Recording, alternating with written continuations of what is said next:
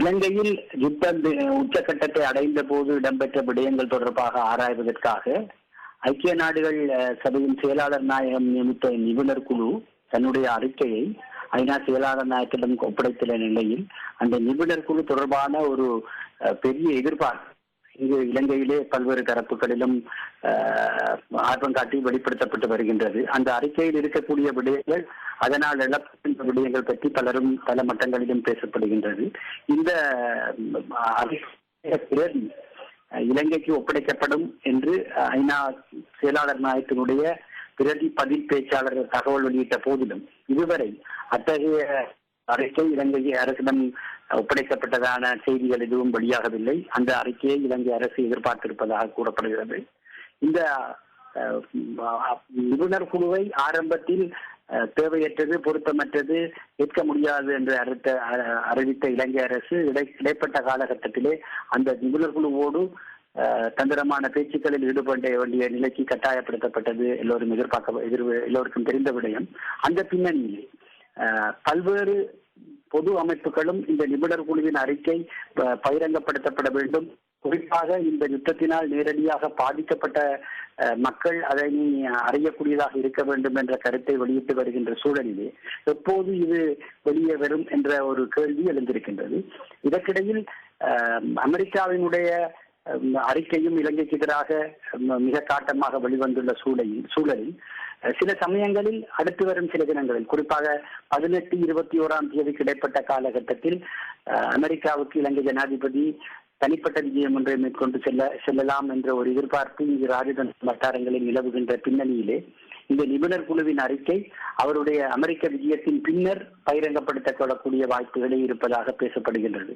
எது எப்படி என்றாலும் இலங்கையிலே ஒரு நல்லிணக்கமும் ஒரு நீடித்த அமைதியும் உருவாக வேண்டுமானால் அதற்கு முதலாவது அடிப்படை அத்திவாரமாக இருக்க வேண்டியது இந்த யுத்த காலத்தில் இடம்பெற்ற சம்பவங்களுக்கான பொறுப்பு கூறும் விடயம் என்று ஐநா செயலாளர் நாயகம் குறிப்பிட்ட விடயத்தை ஏற்கனவே அவர் கூறியிருந்தார். அதை அவர் செயலில் காட்ட வேண்டும் என்று சர்வதேச மன்னிப்பு சபை, மனித உரிமைகள் கண்காணிப்பகம் போன்றவை வலியுறுத்தி வருகின்ற நிலையிலே அதுவே முக்கியமாக தமிழர் தரப்பினால் இந்த யுத்தத்தில் இந்த விடயத்தில் அதிகம் பாதிக்கப்பட்ட தமிழர் தரப்பினாலும் வலியுறுத்தப்பட்டு வருகின்ற விடயமாக இருக்கின்றது.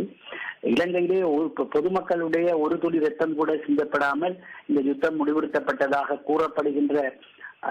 கூறி வருகின்ற ஆட்சி தலைமை, இலங்கையினுடைய ஆட்சி தலைமையே இந்த யுத்த குற்றங்களுக்கான விசாரணையை நடத்த வேண்டும் என்று கோருவது அல்லது வலியுறுத்துவது குற்றவாளி கூண்டில் இருக்க வேண்டியவர் நீதிபதி ஸ்தானத்தில் இருப்பது போன்ற ஒரு நிலைமையை ஏற்படுத்தும் என்ற கருத்து தமிழர் மத்தியிலே ஆழமாக இருந்து வருகிறது. ஆகவே சர்வதேச நியமங்களுக்கு ஏற்ப ஒரு விசாரணை பொறுப்பு கூறக்கூடிய ஒரு விசாரணை கட்டமைப்பை ஏற்படுத்துவதற்கான வாய்ப்பாக இந்த நிபுணர் குழுவின் அறிக்கை அமைய வேண்டும் என்ற எதிர்பார்ப்பு தமிழர் மத்தியிலே, இங்கு இலங்கையில் இருக்கின்ற வடக்கு கிழக்கு தமிழர் மத்தியிலே ஆழமாக நிலவி வருவது இந்த சந்தர்ப்பத்தில் குறிப்பிடத்தக்கதாகும்.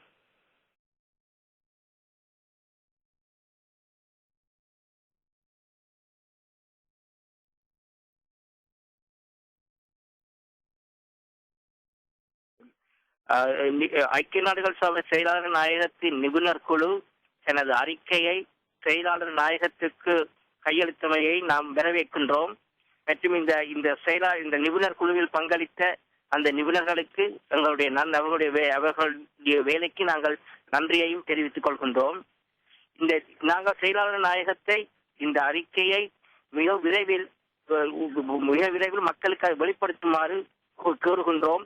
ஏனெனில் ஈழத்தில் உள்ள தமிழ் மக்களும் எங்கள் உலகத்தில் உள்ள தமிழ் மக்களும் கடந்த இந்த முள்ளிய வாய்க்காலின் இறுதி காலத்தில் இறந்த 80,000 மக்களுக்கு நீதி கிடைக்க வேண்டும் என்பதற்காக மிகவும் ஆவலாக இருக்கின்றனர். அவர்கள் ஆவலாக இந்த அறிக்கையை எதிர்பார்த்துக் கொண்டிருக்கின்றார்கள்.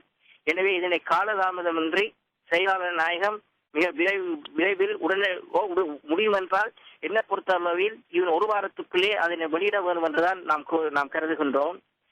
இது இப்ப நடந்த இந்த அறிக்கை எங்களுடைய நீதி கேட்டு நாங்கள் நடத்துகின்ற இந்த போராட்டத்தில் கிடைத்த ஒரு முதலாவது வெற்றியாக நாம் கருதுகின்றோம். இந்த வெற்றிக்கு பாடுபட்ட அனைத்து நிறுவனங்களுக்கும், அனைத்து மனித உரிமை நிறுவனங்களுக்கும், நாங்கள் எங்களுடைய நன்றியை தெரிவித்துக் கொள்கிறோம். நாடு கடந்த தமிழீழ அரசாங்கத்தின் சார்பில் எங்களுடைய நன்றியை தெரிவித்துக் கொள்கின்றோம். ஆனால் இது இத்துடன் மட்டும் எங்களுடைய பணி போராட்டம் நின்றுவிடப் போறதில்லை. நாங்கள் இந்த அடுத்த கட்டத்துக்கு நாங்கள் கொண்டு செல்ல வேண்டும். எனவே இந்த அறிக்கையை தொடர்ந்து இதில் சம்பந்தப்பட்டவர்கள் இந்த இனப்படுகொலை, மனிதாபிமானத்துக்கு எதிரான குற்றம், போர்க்குற்றங்கள் புரிந்தவர்கள் சட்டத்தின் முன் நிறுத்தப்பட்டு அவர்கள் தண்டிக்கப்பட வேண்டும். எனவே செயலாளர் நாயகம் இந்த அறிக்கையை ஐக்கிய நாடுகள் பாதுகாப்பு சபைக்கு சமர்ப்பித்து பாதுகாப்பு சபையின் ஊடாக இன்டர்நேஷனல் கிரிமினல் கோர்ட், சர்வதேச குற்றவியல் நீதிமன்றத்துக்கு இதனை சமர்ப்பிக்க வேண்டும் என நாம் வலியுறுத்துகின்றோம். அதற்கான நடவடிக்கைகளிலும் நாங்கள் ஈடுபட இருக்கின்றோம்.